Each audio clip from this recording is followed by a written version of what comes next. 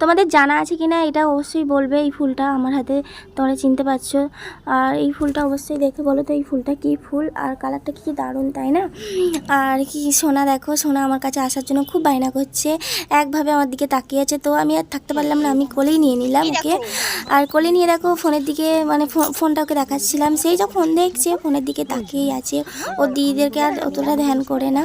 আর আমি গেলেই তো আমার মানে কি বলবো, এটা নিজের জানাই, বান্ধবী বলতে পারো, বান্ধবী আর সম্পর্কে দিদিভাই হয়, তাই দুটোই যে কোনো বলতে পারো। হয়তো কম বেশি চেনো এই দিদিভাইটাকে। এই দিদিভাই একসময় ইউটিউব করতো, কিন্তু বেবি আসার পর এখন ছেড়ে দিয়েছে।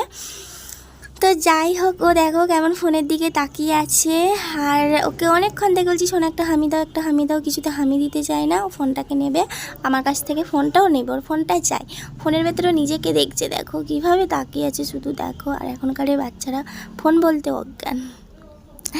তো যাই হোক, একটু ঘুরু করা হলো সোনাকে নিয়ে। আর তোমাদেরকে একটা কথা বলি, দেখাই একটা জিনিস দেখাই, শুধু বলে দিদিভাই একটা জিনিসই দেখাচ্ছে। তো এই ফলটি জানি না কি ফল, আমার মনে হয় এটা আতা না কি, আমি জানি না। আমি না মাছ ফল ফলানো আমি সব ভালো চিনতে পারি না, জানো তো বন্ধুরা। তো অবশ্যই তোমরা কমেন্ট করে বলবে এটা কি ফলের গাছ। আর ওখান থেকে চলে আবার ছুটে দৌড়ে যাচ্ছি। দেখো বাচ্চা, অনেকগুলো বাচ্চা আছে, কাকিমার মেয়ে আছে, আমার মেয়ে আছে, দিদিভাইয়ের মেয়ে এখন ছোট, কোলে আছে ওর মায়ের কোলে। তো আমরা এখন যাচ্ছি, একটু হাঁটাচলা করছি।